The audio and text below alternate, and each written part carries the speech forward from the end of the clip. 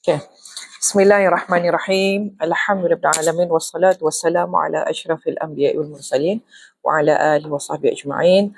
Rabbi shrah li sadri wa yassir li amri wa hlul 'uqdatam min lisani yafqahu qawli. Assalamualaikum warahmatullahi wabarakatuh. Waalaikumsalam warahmatullahi wabarakatuh. Okay, sesuai dengan tajuk sharing is caring.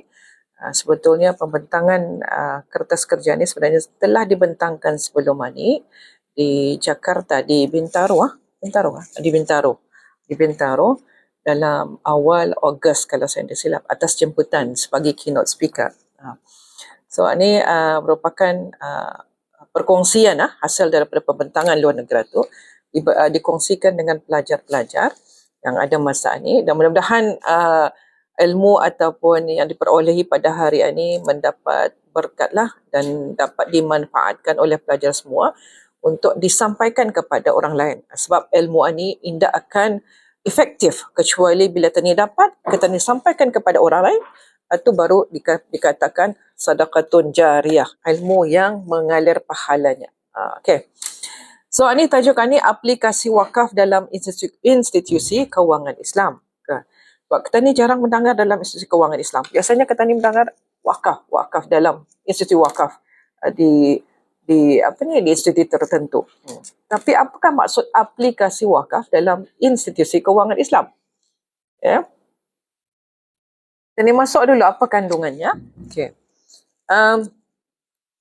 Dalam pembentangan ni mengandungi sebagai biasalah mesti ada introduction, kemudian definisi, kemudian apa filantropi Islam, kemudian konsepnya, kenapa wakaf, kemudian isu berkaitan dengan wakaf, kemudian aplikasi wakaf, model aplikasi, istimewanya integrasi dan penutup.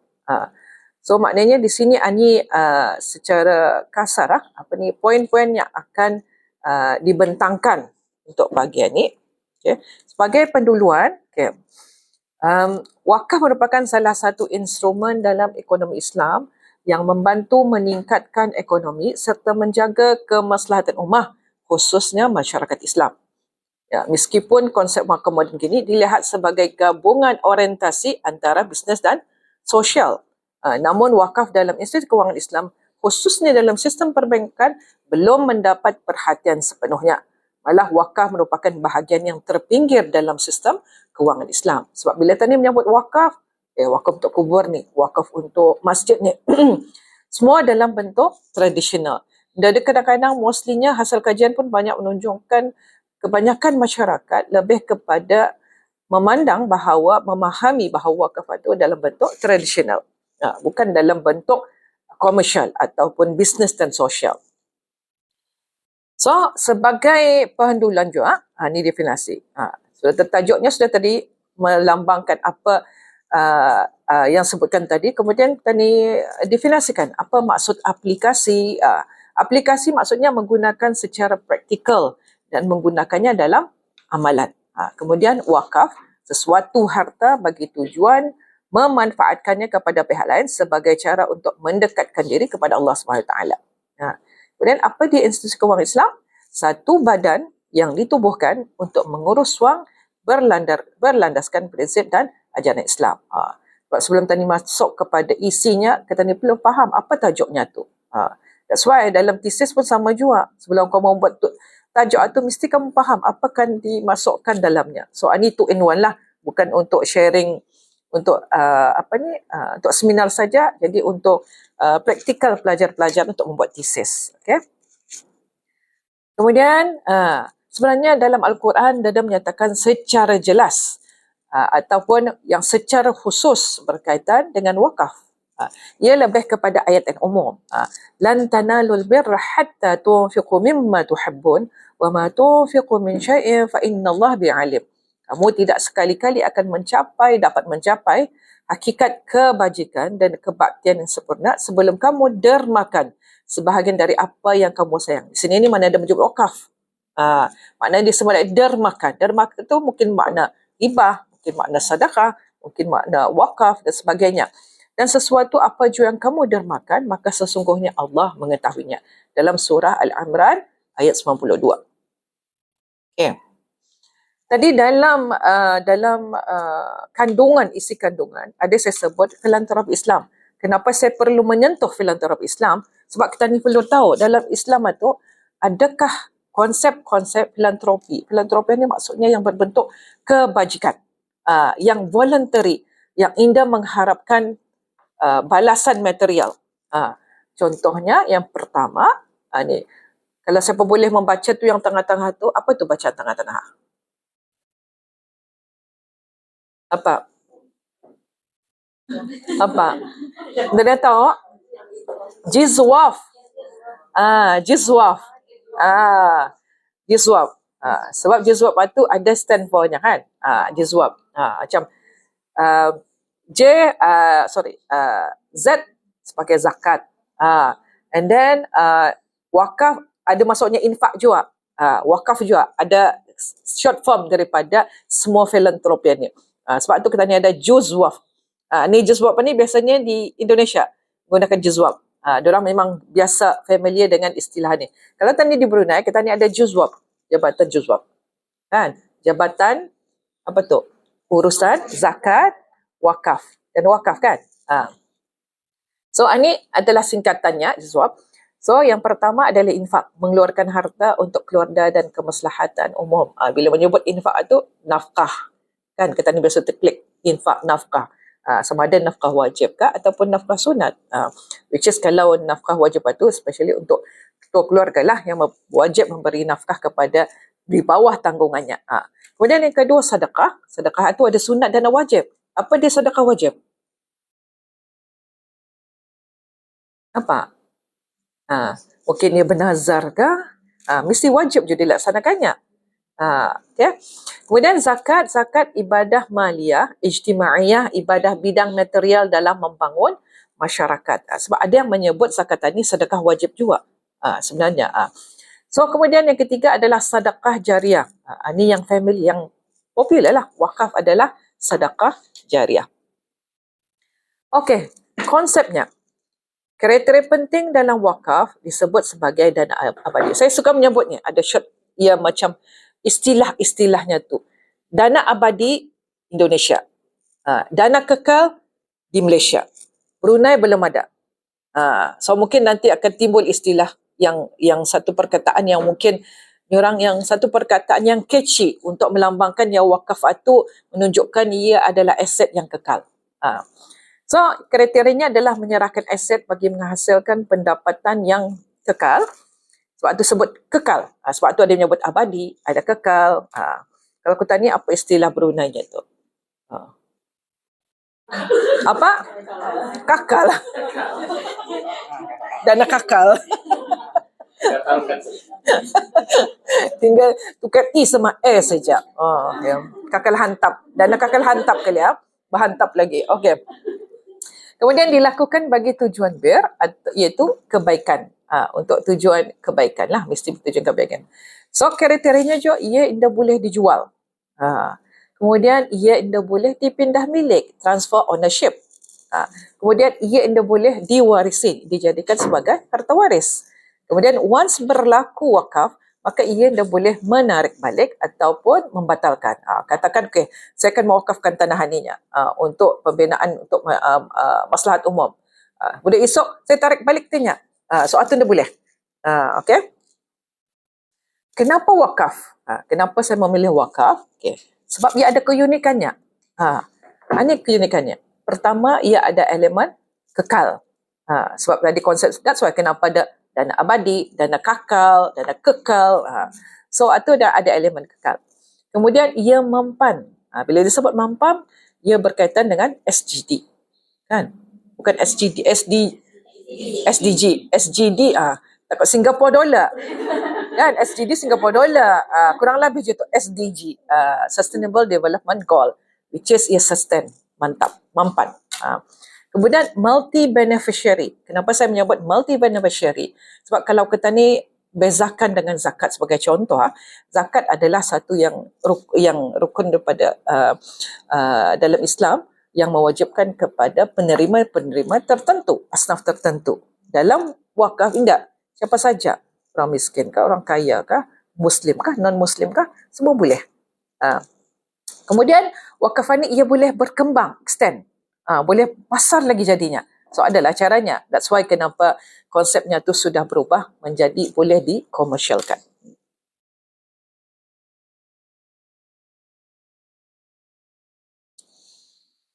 Okey. Sebab saya selalu menyebut kalau sedekah jariah ni, kita ni tahu sudah ada hadisan ini. Sesungguhnya apabila mati seorang anak Adam, terputus semua amalan kecuali 3. Doa anak saleh, ilmu yang bermanfaat, sedekah amal jariah. Sebab sedekah amal jariah ni untuk orang muda lebih faham istilahnya top up. Kalau tadi top up telefon tahu kan? Cuma 7 contohnya top up pahala ketika mati. Sebab bila ketika mati, pahala kita ni akan terhenti segala kemudian maknanya bila kita ni mentop up pahala melalui wakaf, walaupun kita ni mati, pahala tu tetap on saja, berjalan saja. Bagi contoh kan macam Sayyidina Osman bin Affan, 1400 tahun dahulu namanya masih ada. Membayangkan ada akaun Osman bin Affan di Madinah, orang ni sudah meninggal, sudah wafat, tapi masih ada. So maknanya di sana kita ni nampak ia punya bukan saja pahala ni dah nampak ni sebenarnya. Kalau top up teleponan tu nampak lagi. Okey, ni tinggal RM5, tinggal RM3. So pahala ni dah nampak suatu yang invisible. So maknanya sini ia boleh mentop up pahala ketika mati. So ni tadi dalam introduction tadi ada saya sebutkan mengenai dengan wakaf, kombinasi bisnes dan sosial. Sebab pemikiran kebanyakan orang memang akan beranggapan wakaf ni wakaf selipar, wakaf telkong, wakaf Quran, wakaf tanah untuk sekolah, wakaf untuk buat sekolah agama, wakaf untuk kubur, semua yang berkaitan dengan keagamaan. Sebab kalau cerita pasal sejarah wakaf ni sebenarnya panjang. Macam mana boleh pemikiran itu limited kepada keagamaan saja. Sebab ini memerlukan sehari 2 hari baru habis ceritanya. Sebab bergantung pada sejarah sebenarnya. Okey. So ini contohnya aset wakaf. Yang dari awal aset wakaf tidak boleh berkurangan. Itu syaratnya. Kemudian ia mesti dikembangkan. Kemudian bila dikembangkan melalui pelaburan. Macam mana boleh dikembangkan? Melalui pelaburan. Apabila ada keuntungan itu disalurkan. Bila ada yang disalurkan ini dichannelkan, maknanya bila banyak keuntungan, maka lebih banyak beneficiary-nya, lebih banyak penerimanya. Sebab itu aset wakaf itu, that's why kenapa dikembangkan macam dia kata ni ada satu tanah dikomersialkan, ia boleh hasil pada keuntungan itu dibalinya lagi tanah lain. Kalau ada lagi keuntungan dibali lagi. So itu maksudnya ia berkembang. Dan bila berkembang, ia punya keuntungan itu, ia konsepnya memang ni kalau masuk dalam subjek wakaf ni saya banyak ceritanya lah, banyak ia punya tu. Sebab ia dalam ia proses pelaburan itu ada persentajnya untuk balik semula kepada pengurusan, kemudian untuk kepada masuk kepada keuntungan itu yang akan dilaburkan balik and then diserahkan kepada penerima wakaf. Okey, mungkin kalau akan belajar next lagi. Next kursus. Dr. Cicik pun boleh tu. Okey. Isu berkaitan wakaf. Ini yang biasa disebut ni. Banyak kalau membaca kajian, baca literature review, memang banyak ni isu-isunya. Yang ini yang perkara yang biasa disebut. Sebetulnya banyak. Saya cuma memfokuskan 3 ni saja. Okey. Contohnya pertama dari sudut pengurusan proses kurang produktif, kurang efisien. Kemudian inisiatif, kurang publicity. Sebab bila kita ni kurang mempromosi kepada masyarakat, jadi masyarakat akan kurang tahu. Sebagai contoh tadi kan, masyarakat masih berpandangan bahawa wakaf ni untuk keagamaan saja. Sebabnya banyak lagi sebenarnya. Okay. Kemudian dari sudut pelaburan, dari segi motifnya, semata-mata ia untuk memperoleh minimum keuntungan sahaja. Bukannya akan mencapai kepada target untuk keuntungan tahun ini 5 juta. Tidak. Ia minimum saja. Okey. Kemudian pakar. Kita ni kekurangan pakar. Pakar dalam urusan pelaburan dalam komersial. Kemudian ada sudut perspektif. Ini yang mengakibatkan, perspektif ini yang mengakibatkan wakaf kita ni tidak mau berkembang. Sebab masih lagi pemikiran tradisional. masih lagi mikirkan keagamaan. Dan asetnya biasanya orangnya, kalau anda bertanah, anda berumah, anda boleh berwakaf. Cuma itu pemikirannya. Sedangkan sebaliknya. Okay. So ini masalahnya, problem, muskilah, masalahnya dana dan aset melimpah tapi tidak dimanfaatkan semaksimum mungkin. Ada tanah, ada rumah, tapi anda dapat memperolehi manfaat semaksimum mungkin. Itu masalahnya. Solutionnya, macam mana? Integrasi dengan pakar komersial, maksudnya berpotensi menghasilkan keuntungan berlipat ganda dan impak lebih positif. Bila mana ia bergabung dengan kepakaran, maka ia akan berpotensi menghasilkan keuntungan berlipat ganda dan impak yang lebih positif. Macam kuliah tu rasanya. Lebih dari kuliah. Lebih dari kuliah. So, ini aplikasi wakaf. Okay. Saya sebut tadi kan aplikasi ni pengamalan yang macam mana. Okay. Sebab ini bantuan modal. Dari sudut manfaatnya, aplikasi wakaf itu kepada beneficiary ialah sebagai bantuan modal. SME ni tahu, Small Media Enterprise. And CSR tahu, Corporate Social Responsibility. Tanggungjawab korporat sosial dalam bahasa Melayunya. So ini kadang saya explain lah kenapa ada kaitan dengan beneficiary dari sudut bantuan modal. Kemudian dari sudut pengembangannya, aset wakaf ini boleh bertambah melalui takaful, kutipan dan juga pelaburan. Okay. So ini model-model aplikasi wakaf. Contohnya pertama, ini model yang sudah sebenarnya SME CSR ini memang ada sudah di mana-mana bank, alhamdulillah, even dalam company, private company memang ada ni. CSR, especially CSR. Memang diorang perlu ada tanggungjawab sosial korporat ni. So SME ni, okay, ia perniagaan kecil dan sederhana, kemudian tanggungjawab sosial. Ini yang boleh kita ni integrasikan dalam institut kewangan. Okay. SME, contohnya SME macam bank, BIBD membagi modal kepada peniaga kecil. Okay. CSR, tanggungjawab sosial korporat, bila mana kalau ada macam orang susah, jadi diorang BIBD ni turun padang bagi duit, kemudian membagi belanja dan sebagainya. Even kanak-kanak yang anak-anak yang ada potensi ataupun yang pandai-pandai tapi dari keturunan yang kurang mampu, macam BIBD membantu dari sudut pendidikan dan sebagainya. Kemudian takaful permuafakatan atas persetujuan bersama untuk saling menjamin jika berlaku kerugian disebabkan musibah. So dalam konsep takaful juga. Okay. Kemudian yang ketiga, yang keempat saham. Yang kelima My Wakaf. My Wakaf ini sebenarnya memang sudah dilaksanakan di Malaysia. Okay. So ini sebagai contoh. Inisiatif My Wakaf ialah sebuah idea kolektif daripada 6 buah perbankan Islam, iaitu ahli kepada Persatuan Institut Perbankan dan Kewangan Islam Malaysia IBIM untuk memperkasakan masyarakat melalui inisiatif wakaf. So ini sekarang saya explain lepas ni lah supaya confuse. Okay. So tadi kenapa saya menyebutkan kepentingan SME? Tujuannya untuk melahirkan usahawan muda berjaya. Itu pertama. Kedua, untuk meningkatkan peluang pekerjaan. Ketiga, impak positif pembangunan menurut ekonomi negara. So di sana, siapa tu? Masuk. Siapa tu?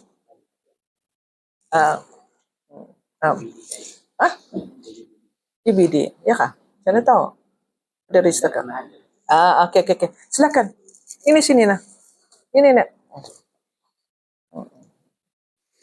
So di sana kenapa SME itu penting? Sebab ini secara langsung ia membantu usahawan kecil untuk menjalankan perniagaannya yang ada modal. So itu kepentingan SME. Sebab kepentingan SME ini sebenarnya memberikan memainkan peranan penting dalam ekonomi negara ini secara langsung. Sebab kamu lihat saja, ia bermula daripada bawah. Bila jadi sudah usahawan muda, so ia akan membuka peluang pekerjaan. Katakan ia sudah berjaya. Ia berjaya menjual nasi katuk. contohnya.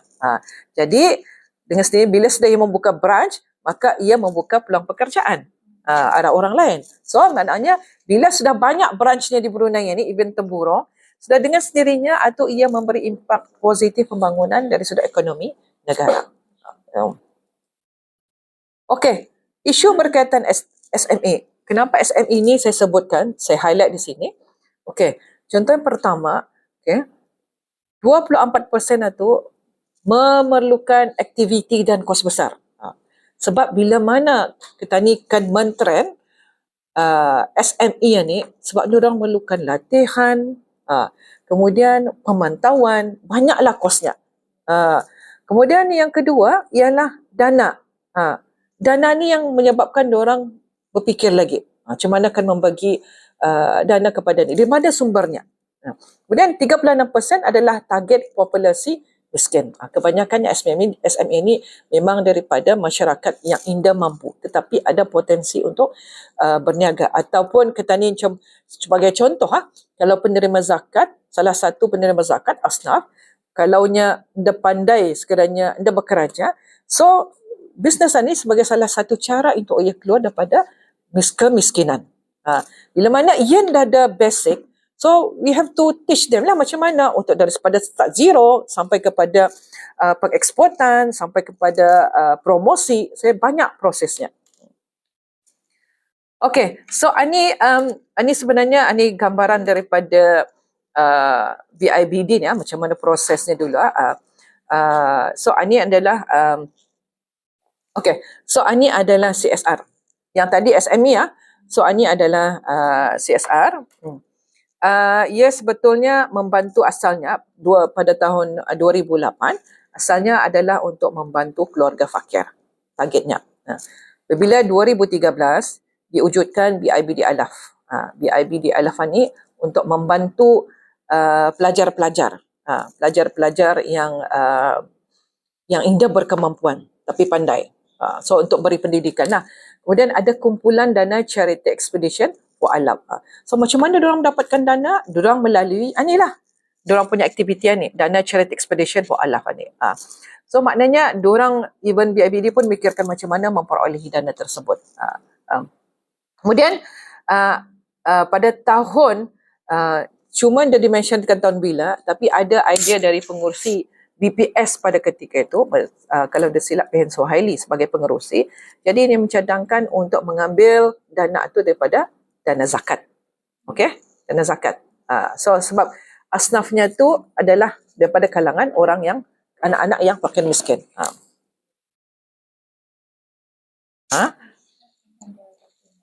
Apa?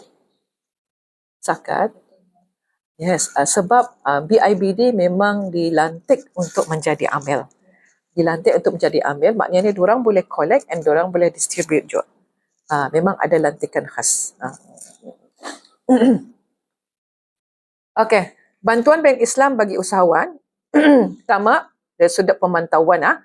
Contohnya kalau pelanggan bermasalah, kemudian perlu diorang melawat lagi. Kalau ulu-ulu kampung, ulu-ulu daerah, terpaksa diorang keluarkan kos lah.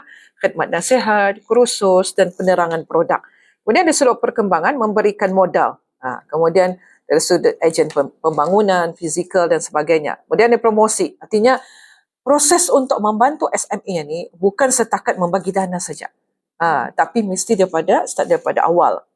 Kemudian mempromosi dana, kerajaan, pembiayaan alternatif. Artinya, kemudian CSR, tanggungjawab memastikan kebajikan ekonomi dan sosial itu adalah terpenuhi. Okay.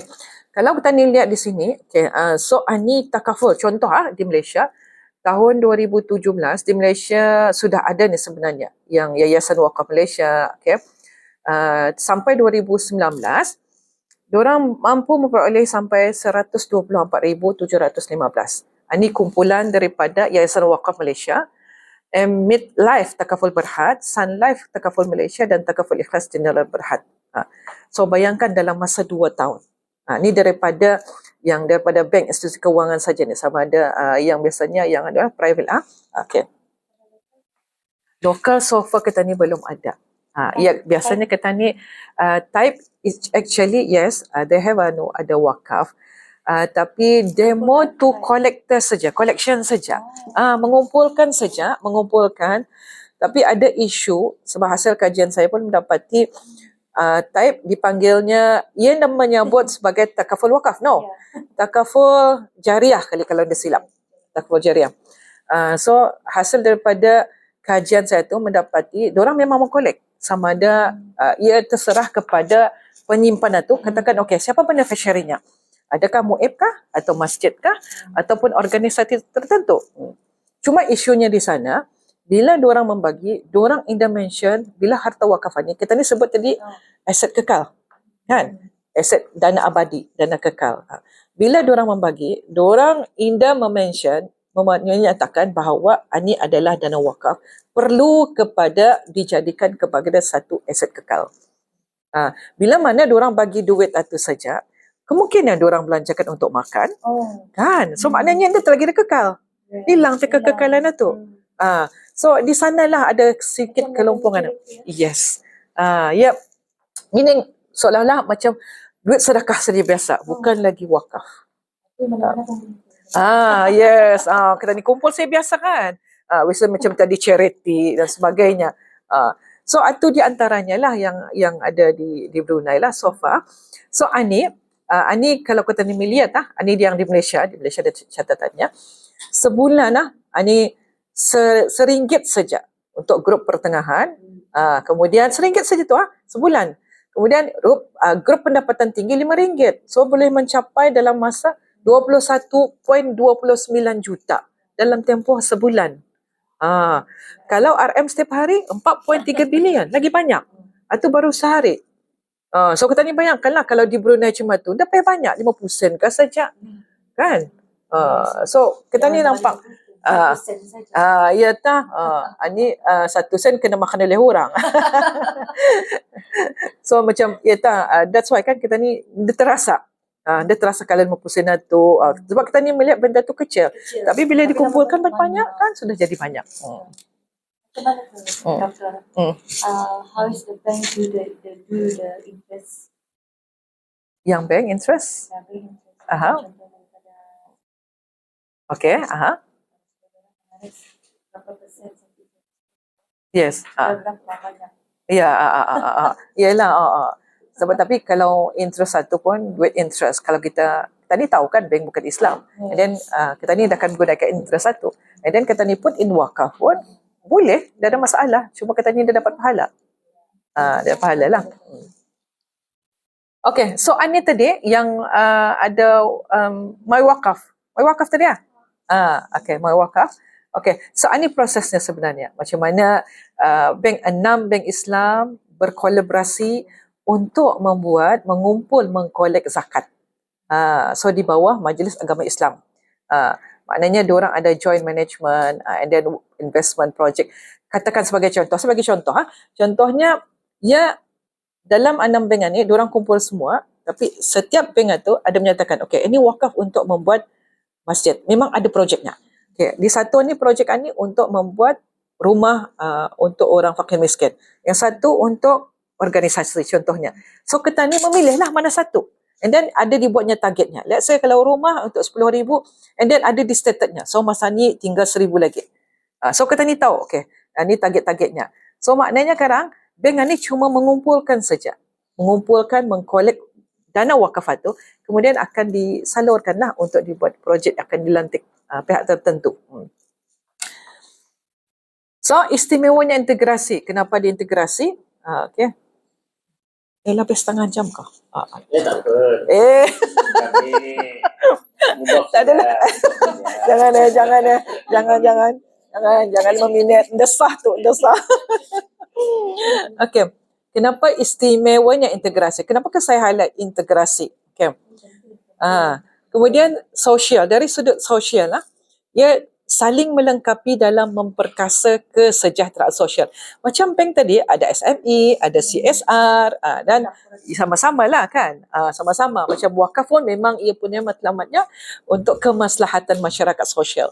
Kemudian komersial, keuntungan berlipat ganda.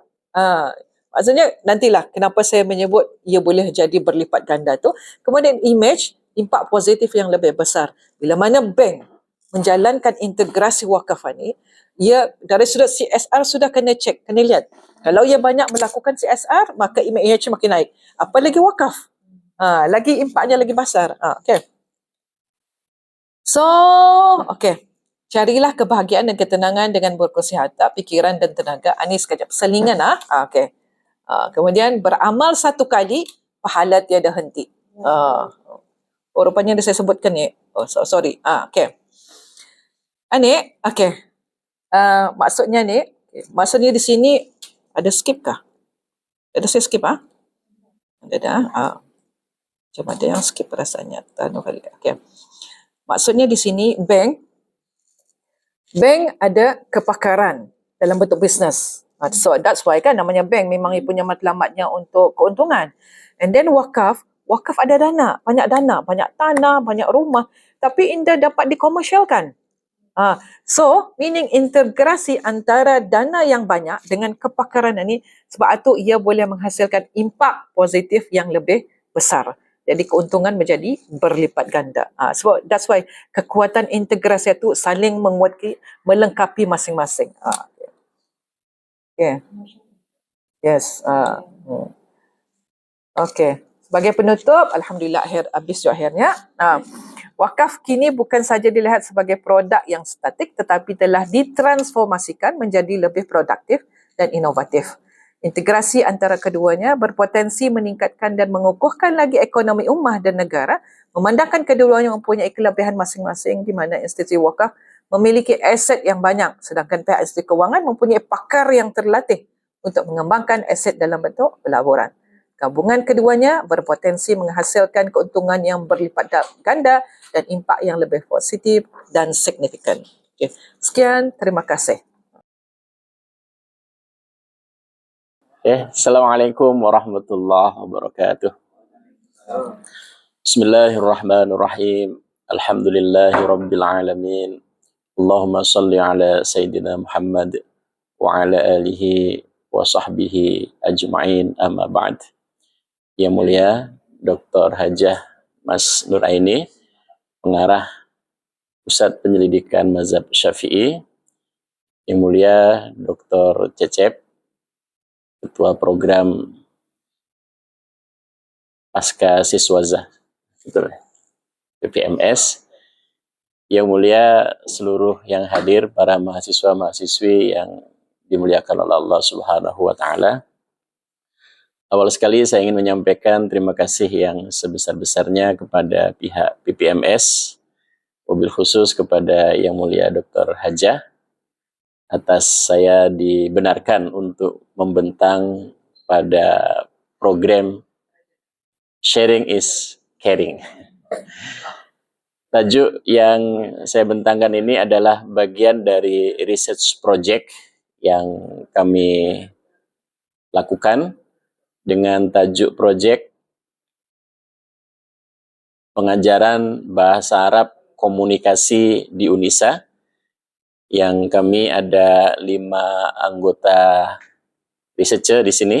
Saya sebagai ketua researcher, kemudian ada Profesor Siti Sarah, ada Dr. Rafida, Dr. Hambali, Dr. Rafiza, kemudian ada RE yaitu Ustazah Nur Basirah, alumni UNISA yang sekarang mengajar di Ma'atafis Bahasa Arab.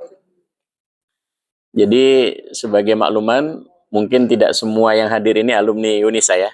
Ada yang bukan alumni UNISA.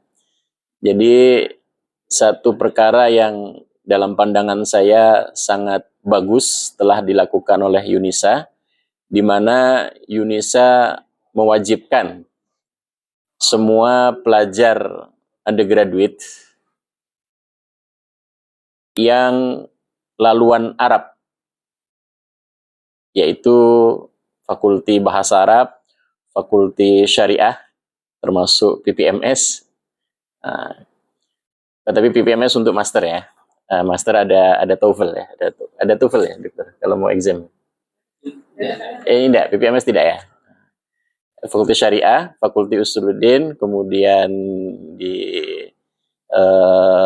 FPPI yang bahagian tarikh dan terjemahan, ini untuk pelajar baru yang baru masuk di semester pertama, mereka wajib mengambil satu subjek yang disebut dengan Al-Arabiyah Al-Ittisaliyah, bahasa Arab komunikasi.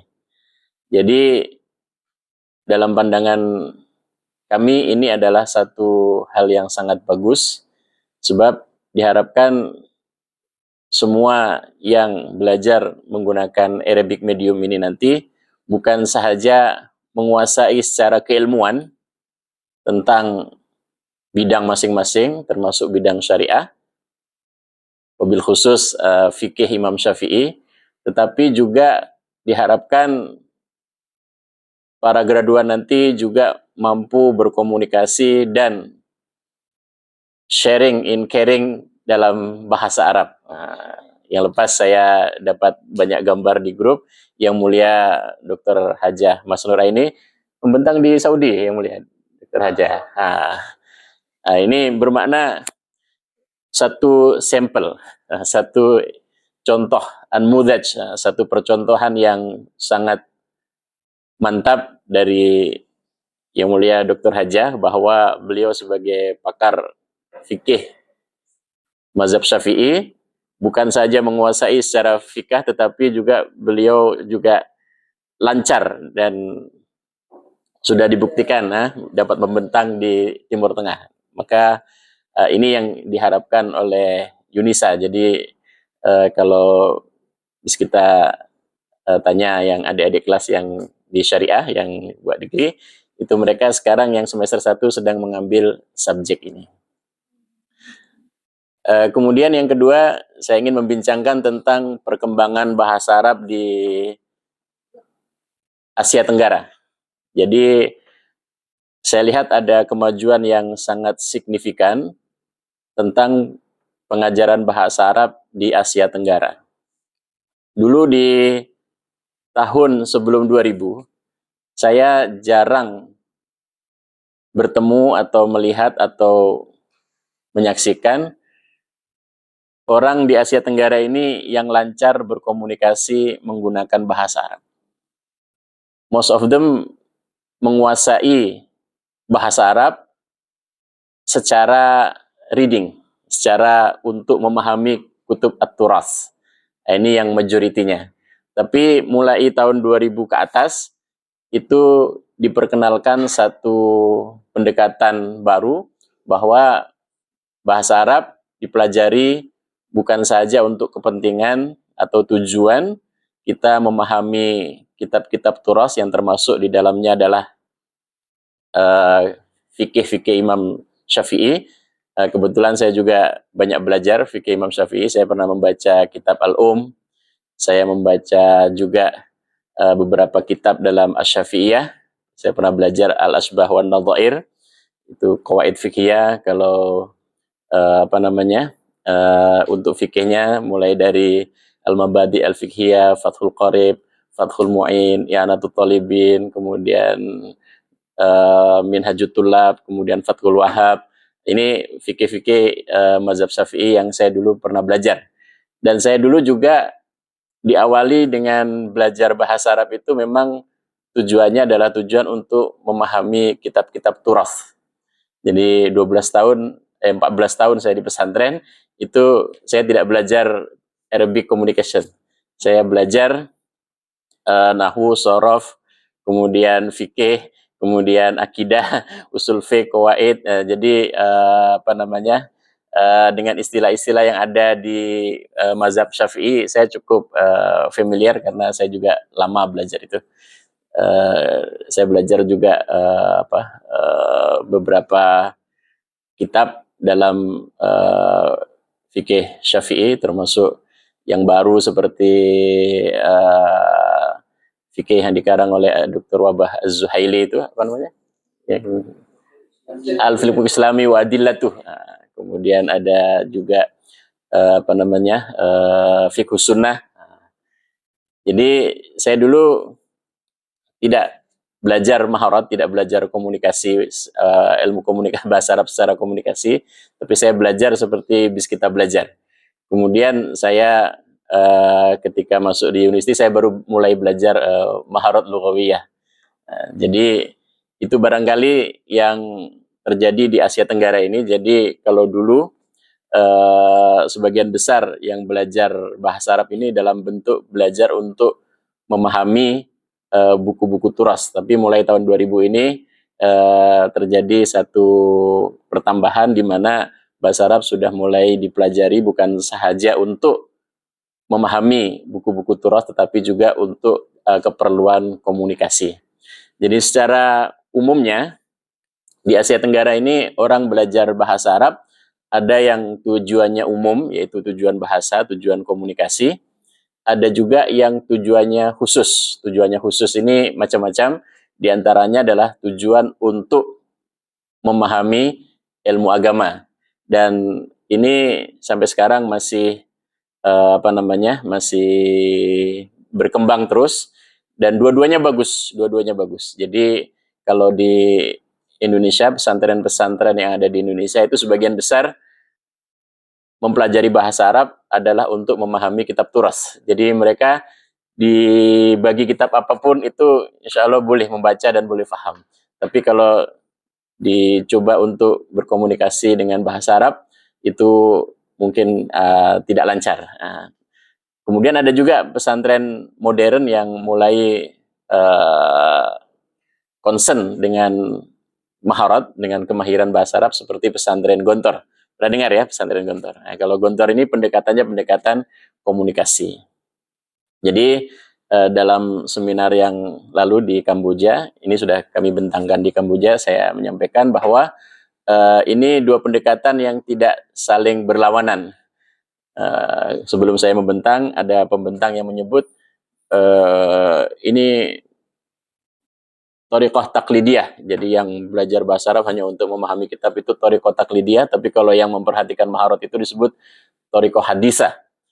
Kemudian ketika saya dapat giliran untuk membentang, istilah itu saya kritik.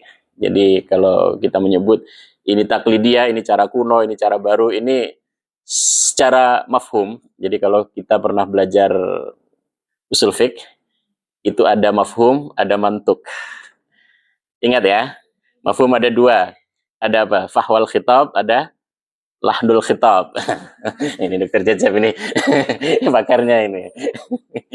Jadi istilah kuno dan modern itu secara mantuk tidak ada masalah. Tapi secara mafhum itu orang biasanya tidak nyaman ketika disebut kuno kan. Kamu kuno, kamu modern, orang suka. Jadi dalam seminar itu ketika saya dibagi kesempatan untuk membentang, saya sampaikan sebaiknya kita tidak menggunakan istilah metode kuno atau metode lama, taklidi. Kemudian yang komunikatif ini disebut sebagai modern method atau metode baru. Tapi saya lebih setuju, saya menyampaikan satu ide saya, kita menyebut yang kita communication ini adalah lil ahdaf al-ammah, untuk tujuan umum. Sedangkan yang orang di pesantren atau bis kita yang kurang berminat dengan maharat, hanya berminat untuk memahami bahasa Arab secara tulisan untuk kepentingan memahami ilmu-ilmu agama, ini kita menyebutnya adalah untuk tujuan khusus. Jadi kalau di semester 2 Yunisa itu ada ta'lim al-lugha al-arabiyah di aghrad khassah, untuk tujuan khusus. Tapi sangat bagus jika kita menguasai dua-dua. Jadi secara secara pemahaman terhadap kitab-kitab turas kita menguasai, dan secara komunikasi juga menguasai. Jadi ini bukan khilaf tadad. Nah, jadi kalau dalam fikah ada istilah khilaf tadad, khilaf yang saling bertentangan. Pakai ini atau pakai ini, tidak boleh pakai dua-duanya. Ini disebut khilaf tanawwu atau khilaf naui. Jadi kalau khilaf naui ini saling melengkapi. Kalau boleh diambil dua-duanya, kenapa diambil salah satunya? Al-jam'u khairun. Jadi lebih bagus kita menggabungkan daripada kita mengambil salah satunya, kalau memang boleh. Jadi ini tentang pengajaran bahasa Arab, komunikasi. Jadi apa hubungannya dengan bis kita di bidang PPMS? Sangat bagus jika bis kita yang hadir di sini sebagai pakar fikah Imam Syafi'i mencontoh Yang Mulia Dr. Haja, di mana Yang Mulia Dr. Haja bukan saja menguasai secara nulis, tetapi beliau juga dapat menyampaikan ilmu ini dan dapat membentangkan ilmu-ilmu ini, ilmu-ilmu mazhab Syafi'i ini dalam konteks global ya, dalam konteks global. Yang Mulia yang lepas di Saudi, nah itu tentu di Saudi kalau berbicara dengan bahasa Melayu mungkin saya rasa orang Saudi juga kurang paham ya. Jadi di sana tentu memerlukan bahasa Arab. Jadi itu sedikit tentang pengajaran bahasa Arab di Asia Tenggara, di mana mulai tahun 2000 ke atas ada perkembangan di mana bahasa Arab ini tidak hanya dipelajari untuk tujuan memahami ilmu agama, tetapi juga dipelajari sebagai bahasa komunikasi. Dan alhamdulillah sekarang di UNISA dengan UNISA mengambil berat bahasa Arab di sini, maka kalau kita cek pelajar-pelajar di UNISA ini sebagian besar sudah lancar berkomunikasi, karena memang masuk UNISA itu untuk degree ada yang namanya APT. Pernah dengar ya APT? Itu Arabic Placement Test. Nah, itu mereka wajib mengikuti itu. Kemudian selepas APT, maka markah dari APT ini kemudian untuk mereka ditentukan di level berapa mereka akan masuk dalam program yang disebut dengan EEP, Arabic Enhanced Program. Jadi mulai bulan 5, 6, 7, 3 bulan mereka intensif belajar 4 kemahiran plus qawaid. Jadi qawaid ini ada 2, ada nahwu dan shorof. Ini mereka 3 bulan. Kemudian selepas itu di semester 1 ada Al-Arabiyah Litisoliah ini. Kemudian di semester 2 ada Al-Arabiyah li Aghrad Khassah. Jadi ini dalam pandangan kami ini sangat bagus. Jadi pelajar di UNISA khususnya di level degree, mereka dibekali bukan hanya secara knowledge tapi juga secara kemahiran dalam menggunakan bahasa Arab sebagai bahasa Al-Quran. Singkat saja, tidak mau panjang-panjang saya. Ini dokter yang metodologi manhajul bahas. Karena selepas saya ada pembentangan dari superhero kita, yaitu Ustaz Dr. Cecep Al-Wasim. Tahu mana Al-Wasim? Apa? Ganteng. Oh, yang ganteng. Lama di Jakarta, Pak ya.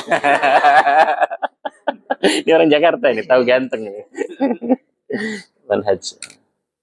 Nah, jadi kajian ini adalah kajian kuantitatif. Kami mengagihkan questionnaire kepada para pelajar yang mereka belajar bahasa Arab komunikasi pada waktu questionnaire ini diagihkan.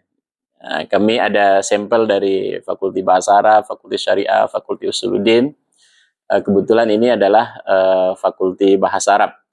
Kemudian ini adalah part of title, jadi tajuk besar, tapi ini bagian kecilnya saja, yaitu tentang kontennya.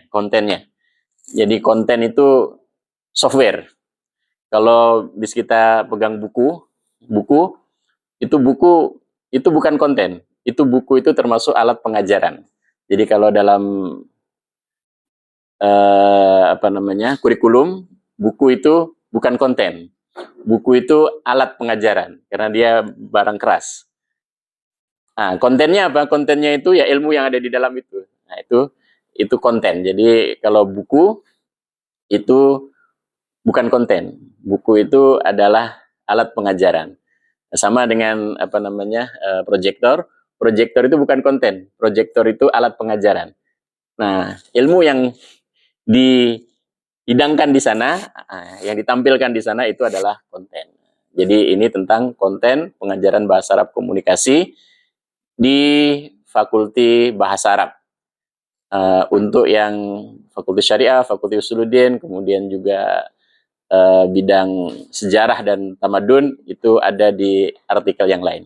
Jadi ini 66% dari total pelajar, ini sampelnya kami ambil, jadi lumayan besar. Nah, kalau 66% itu sudah lebih dari cukup. Kadang sampel itu hanya 10%, 20%, tapi ini sudah sampai ke 66%. Nah, kemudian kesimpulannya di sini tentang konten yang kami ajarkan. Ini markah dari pelajar karena ini adalah kajian kuantitatif, semuanya berdasarkan nomor, maka hasilnya pun berbentuk nomor. Jadi jangan lupa kalau kita membuat riset secara kuantitatif, itu hasilnya juga nomor. Kadang saya tengok ada orang membuat riset, datanya kuantitatif, analisisnya kuantitatif, nataisnya kualitatif, tidak ada nomornya, itu lari. Nah, jadi kalau dari awal memang kuantitatif, maka hasil akhirnya juga kuantitatif. Jadi di sini yang pertama adalah sejauh mana konten yang diajarkan sesuai dengan tujuan kurikulum pengajaran bahasa Arab komunikasi. Ini pelajar memberikan markah 87%. Kemudian sejauh mana konten yang diajarkan ini sesuai dengan level penguasaan mereka secara kemampuan bahasa Arab. Mereka memberi markah 88,6. Kemudian sejauh mana konten yang diajarkan bersesuaian dengan tahap usia pelajar, mereka memberi markah 84%. Kemudian sejauh mana konten yang diajarkan mengandungi latihan kemahiran mendengar untuk daily communication, mereka memberi markah 82%. Kemudian sejauh mana konten yang disajikan, yang diberikan mengandungi latihan-latihan untuk kemahiran membaca bagi daily communication in Arabic. Ini 88%. Kemudian sejauh mana konten yang diajarkan mengandungi latihan-latihan untuk meningkatkan skill of communication bagi daily communication in Arabic language. Ini tinggi markanya, 92,9%. Kemudian sejauh mana konten yang diajarkan mengandungi latihan-latihan untuk meningkatkan kemahiran menulis bagi skill of communication dalam daily communication in Arabic. Ini markanya 88. Kemudian tadi disebutkan ada 4 kemahiran dalam communication. Nah, ini banyak problem di banyak lembaga pendidikan. Disebut ada 4 kemahiran, tapi tidak balance. Ada kemahiran semua, tapi tidak balance. Ya, kami membuat survei di sekolah Arab, itu 4 kemahiran ada semua. Tapi ternyata tidak balance. Problemnya tidak balance. Focusing in reading. Jadi reading itu kuat, tapi ini semua graduate sekolah Arab ya. Nah, jadi kalau di sekolah Arab ini memang diajarkan kemahiran itu secara 4-4, tetapi tidak balance. Lebih kuat kepada membaca, reading. Maka hasilnya apa? Lulusan dari sekolah-sekolah Arab ini kalau dari segi membaca fully power, Pak. Full power. Itu apa? Yang minyak sel yang merah tuh, full power. Tapi kalau sudah speaking, writing ataupun listening, ini turun jadi round 97 atau yang 85. Turun dia punya. Tidak bela. Kami di sini mensurvei, adakah konten yang kami ajarkan ini dalam pandangan pelajar sudah balance merangkumi 4 kemahiran itu. Alhamdulillah markanya tinggi, 91. Kemudian sejauh mana konten yang diajarkan ini bersesuaian dengan background pelajar dari segi culture mereka. Ini turun sedikit jadi 75. Sejauh mana konten yang diajarkan ini bersesuaian dengan keadaan pelajar yang mereka berbeza dari segi kemampuan. Jadi sudah sunatullah dimanapun kita nih akan mengajar atau kita nih berdakwah, itu memang kemampuan pelajar atau objek dakwah kita ini adalah tidak sama ya. Jadi itu yang disebut dalam kurikulum sebagai al-furuq al-fardiyah, perbezaan kapasiti di kalangan pelajar. Adakah konten ini bersesuaian untuk pelajar yang excellent pun oke, yang sedang pun oke, yang kurang pun oke. Ini markanya lumayan 78,6, tidak terlalu tinggi. kemudian sejauh mana konten yang diajarkan ini dihidangkan atau disajikan atau diajarkan secara bertahap. Jadi ini yang termasuk unsur paling penting dalam penyusunan konten, penyusunan buku, bahwa konten ini mesti diajarkan secara bertahap. Banyak masalah di pengajaran bahasa Arab di mana banyak pelajar merasa give up. Dan merasakan bahasa Arab ini begitu susahnya. Kenapa itu berlaku? Karena tidak diajarkan secara bertahap yang sesuai. Saya sering contohkan tentang tadrijiyah, tentang step by step ini. Kalau bis kita pernah tengok tangga besar di tempat parking itu yang Yunisa itu sebetulnya tangganya tinggi itu, jauh itu, macam naik bukit kita. Tapi kita ini oke saja. Kenapa? Sebab dia ada tangga yang step by step. Dan dari tangga 1 ke tangga 2 sampai tangga 70, 60 ini dia step by step, bah. Seandainya tangga itu tidak step by step yang bersesuaian, setiap tangga contohnya 1 meter atau 1,5 meter, susah kita ini kan naik. Begitulah kenapa banyak pengajaran bahasa Arab ini yang mengakibatkan pelajarnya give up, karena konten yang diajarkan tidak disusun atau tidak didesain secara bertahap yang bersesuaian, sehingga baru saja belajar, pelajar sudah dibagi tahu bahwa fiil dalam bahasa Arab itu bertukar sampai 14.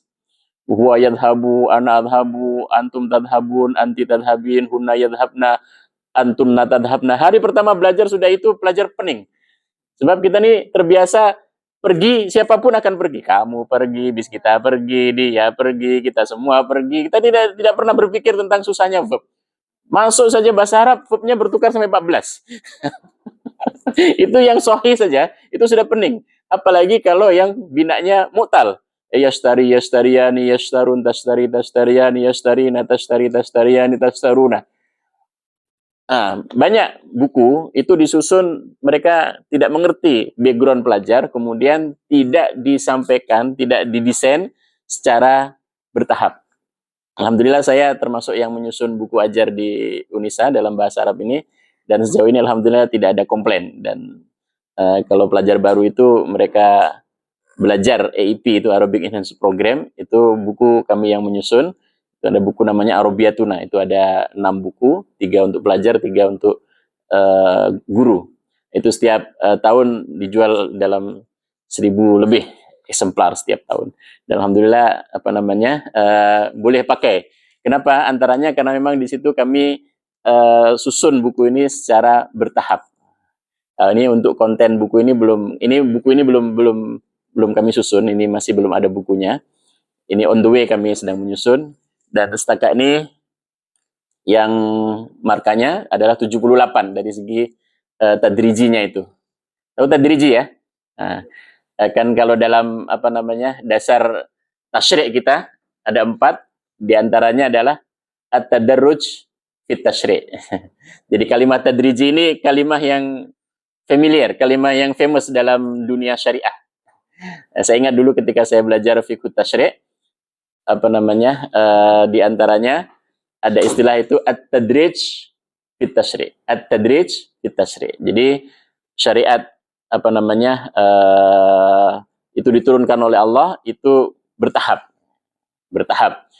Kalau dalam kurikulum juga ada. Jadi kurikulum ini mesti diajarkan bisurah tadrijiyah minal ashal ilal as'ab. Kalau dalam fikah juga ada kan? Kan tidak hari pertama Nabi jadi wahyu kemudian rukun Islam terus 5 kan? Itu puasa kan baru di Madinah diwajibkan kan? Puasa baru di Madinah diwajibkan. Kemudian khomer itu baru tahun kesekian diharamkan. Awal-awal semua masih mabuk itu. Ya kan?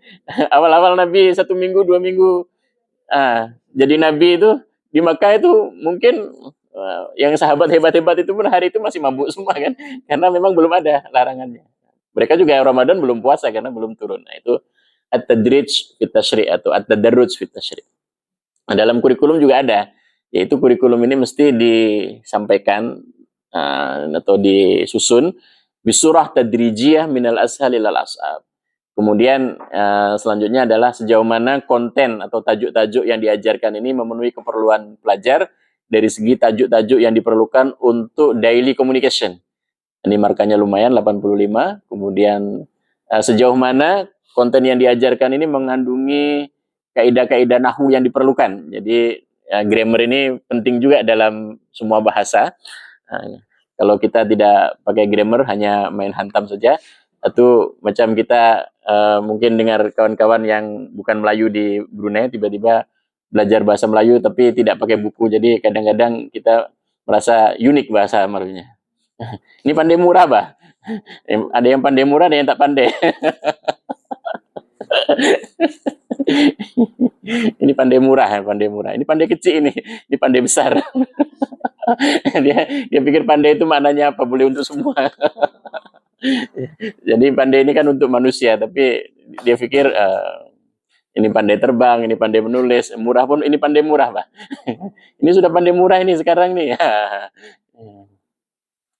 Kemudian untuk kandungan nahunya ini ada 87% markanya. Kemudian untuk kaidah sorofnya yang diperlukan pelajar dalam konten ini markanya 82,9. Jadi dengan kita nih mengetahui respon pelajar tentang seperti ini, maka apa yang sudah bagus dapat kami tingkatkan dan apa yang kurang akan kami tambah. Jadi tujuan ini adalah, maka tajuknya adalah effectivity. Jadi kita ini mau tahu effectiveness, sejauh mana effectiveness.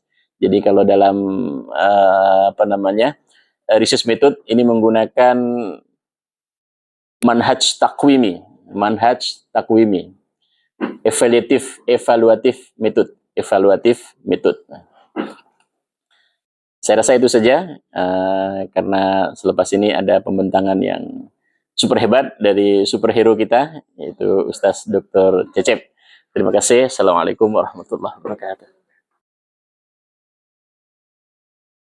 Bismillahirrahmanirrahim.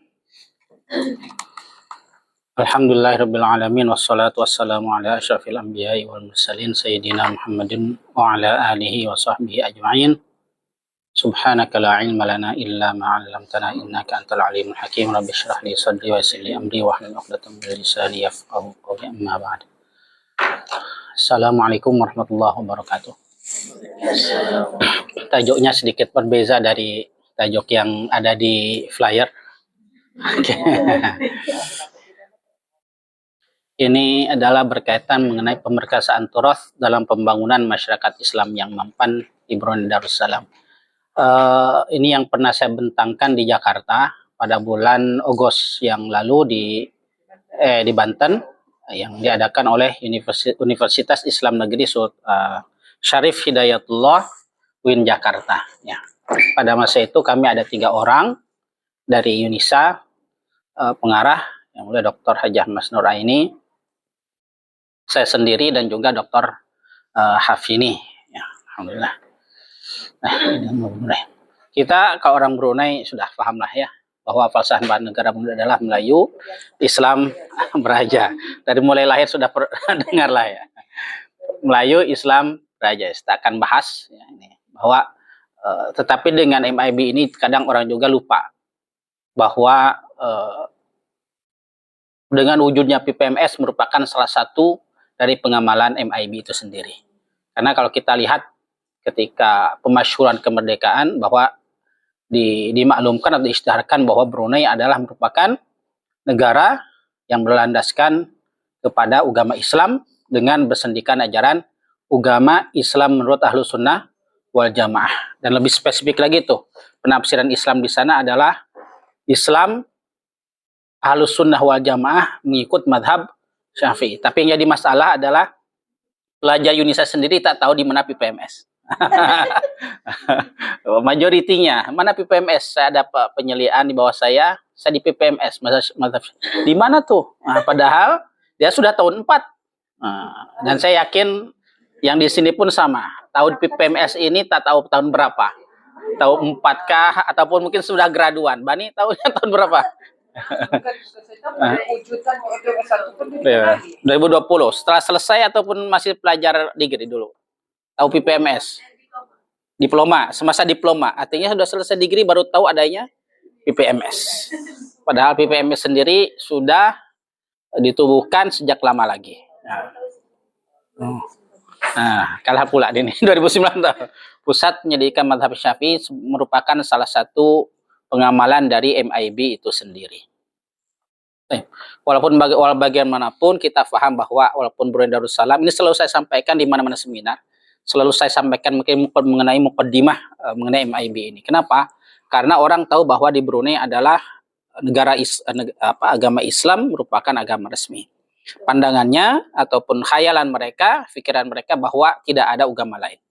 Saya katakan di sana ada gereja, ada dan sebagainya, dan mereka bebas mengamalkan keyakinan mereka sesuai dengan apa yang mereka percayai. Kita sekarang di SDGs. Kita tahu ada 17 matlamat. Ini merupakan matlamat dari Pertubuhan Bangsa-Bangsa Bersatu yang diisytiharkan pada September 2015. Kalau kita lihat dari 17 itu kan ada pertama tiada kemiskinan ataupun al-qadha 'alal faqr, summa kelaparan yang sifar ataupun al-qadha atam 'alal ju', kemudian kesehatan baik dan kesejahteraan as-sihah al-jayyidah war rifah.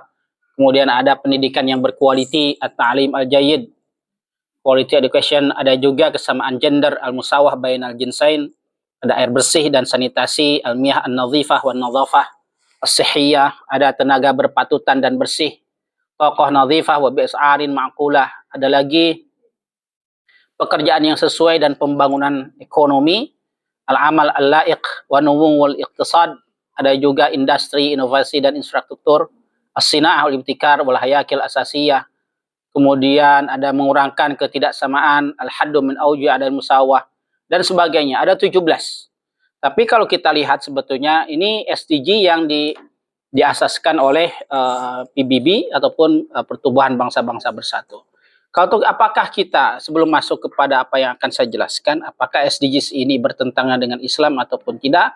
Maka sebetulnya kalau kita lihat dalam Al-Quran, khasnya dalam surat Al-Baqarah ayat ke-30, Allah Subhanahu wa taala berfirman, wa idz qala rabbuka lil malaikati inni ja'inu fil ardi khalifah.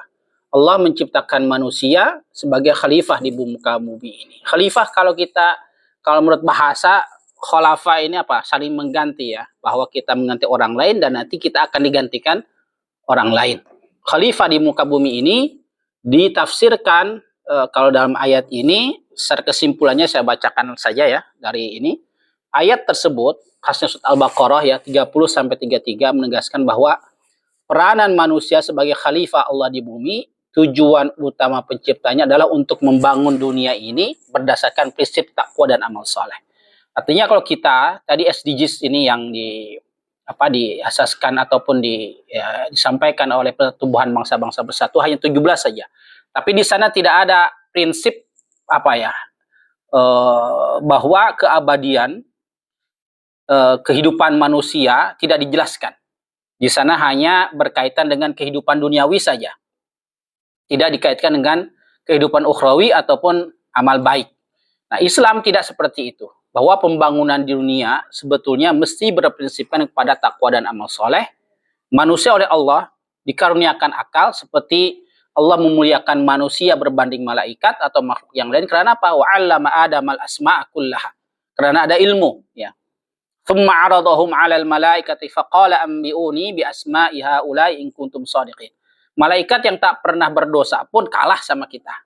Kenapa? Karena ada ilmu. Maka Allah kalau kita lihat dari ayat ini, kita dikurniakan akal, ilmu serta kemampuan ataupun keupayaan untuk melaksanakan tanggung jawab ini dengan baik supaya kita sebagai khalifah dapat melaksanakan tugas ini dan tanggung jawab dengan baik. Artinya apa? Bahwa pembangunan dalam Islam bukan saja aspek fisikal, tetapi juga kepatuhan kepada ajaran Al-Quran dan sunnah baginda Nabi Muhammad SAW, dan ini selaras sesuai dengan firman Allah dalam surat Hud, huwa ansha'akum fil ardi wasta'marakum fiha. Kalau kita lihat kepada Syekh Sya'rawi, salah seorang ulama Al-Azhar, beliau mengatakan dalam kitabnya Tafsir Asy-Sya'rawi, beliau mengatakan bahwa setiap usaha kita dalam membangun bumi adalah ibadah. Jadi kita mengimarahkan bumi adalah ibadah, menyumbang kepada penzahiran rahasia Allah. Kalau kita membina, andaikan kita 17 SDG, sebetulnya kalau Islam bukan hanya 17, banyak lagi. Bahkan kalau saya membahas ini, saya sedang menulis sumbangan wakaf terhadap pencapaian matlamat SDGs. Ternyata kalau kita maqasid wakaf itu sendiri bukan hanya 17. Kalau ini hanya 17, boleh menjadi 200 tuh. Kalau tadi Dr. Haji Amas Nuraini menyampaikan bahwa kita sebagai masyarakat biasa terbayang bahwa wakaf, contohlah ya, bahwa wakaf hanya setakat untuk kereta jenazah orang mati saja, ataupun ibadah saja, ataupun selipar saja, tidak terpikir untuk hal-hal yang lain. Nah, SDGs kalau dalam Islam, sebetulnya Islam lebih mengawali lagi sejak 1400 tahun yang lalu. Ini jauh dari pertumbuhan bangsa-bangsa bersatu yang memaklumkan SDGs pada tahun 2015 dan targetnya selama 15 tahun sehingga 2030. Dalam Al-Quran surat Hud, Allah berfirman, huwa ansha'akum minal ardi wa sta'amarakum fiha. Menurut Syekh Syarawi, beliau mengatakan bahwa setiap usaha manusia, khasnya seorang mukmin dalam membangunkan bumi adalah, membina bumi ini adalah, mengimarahkan bumi adalah ibadah. Menyumbang kepada penzahiran rahasia Allah Subhanahu wa Ta'ala, dan ini sesuai dengan konsep pembangunan lestari atau yang mampan, yang menekankan kesejahteraan alam dan masyarakat untuk generasi yang akan datang. Maka dapat disimpulkan bahwa masyarakat yang mampan ini bukan hanya fisikal tetapi juga rohani. Dan ini juga sesuai apa yang disampaikan oleh Kebawah Duli yang Maha Mulia ketika itu di KAIB ya. Di ICC, ini kebetulan KAIB ini di salah satu seminar Yunisa. Beliau berkata bahwa beta melihat pembangunan perbandaan Islam itu sifatnya adalah menyeluruh. Tidak hanya berupa pembangunan material ataupun fisikal, tetapi menekankan kemajuan yang seimbang lahiriah dan rohaniah. Pembangunan yang hanya mementingkan kemajuan fisikal semata-mata tidak akan bertahan lama. Demikian itulah ketentuan sejarah.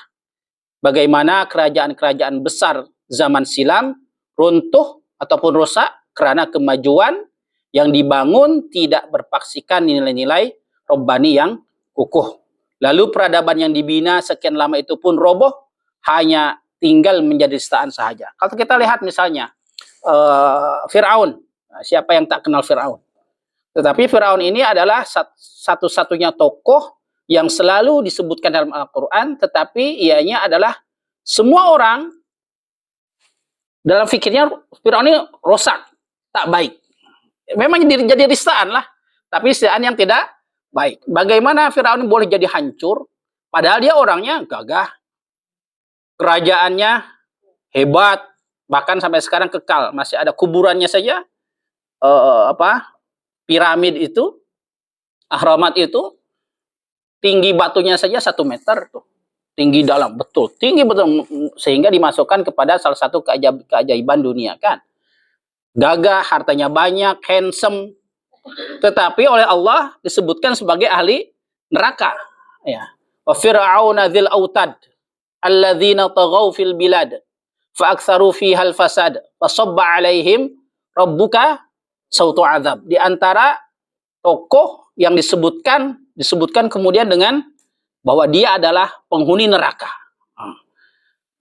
Firaun gagah berani tetapi tidak kekal sampai sekarang. Jadi kalau ada orang sekotor-kotornya zaman sekarang tidak akan pernah menamakan anaknya sebagai nama Fir'aun. Ada ya, pengedar dadah kah, pengguna dadah kah. Kemudian punya anak, tak mungkin dibagi nama Fir'aun. Tahu kenapa orang jahat? Bukan karena dia tak mampu memimpin suatu negara, tak. Dia hebat. Kerajaannya luas. Rakyatnya mungkin hidup sejahtera. Tetapi dalam mentadbir negara, memimpin negara dengan cara yang tidak dipondasikan, dibina dalam iman. Sehingga oleh Allah Subhanahu wa Ta'ala dicatat sebagai penduduk ataupun orang yang layak masuk neraka. Baik, ini juga kita ke bawah duli yang Maha Mulia pada tahun 2013. Nah, ini mengenai turos ya, bagaimana turos dapat memberikan sumbangsih ataupun sumbangan dalam kepada negara ya. Beta berpendapat, ini tulisan Jawi, dan pengajian kitab turos ini adalah perlu dipertahankan. Bahkan mustahak untuk diperkasakan. Karena Jawi adalah merupakan identiti bangsa kita, sementara pengajian kitab turos pula adalah merupakan warisan ilmu yang sangat berharga. Lalu kita bertanya, apa sebetulnya turos ya? Kita kadang mengenal turos tetapi tak tahu apa artinya. Dalam titah yang lain, beliau bertitah, dalam kita membincangkan pembinaan tamadun, khasnya tamadun masyarakat Islam di alam Melayu, maka kita janganlah lupa mengenai khazanah ilmu dalam bentuk berbagai manuskrip ataupun kitab-kitab lama tulisan ulama silam. Kalau kita tadi dalam menulis tesis ada namanya dirosat sabiqoh. Apa manfaat dirosat sabiqoh?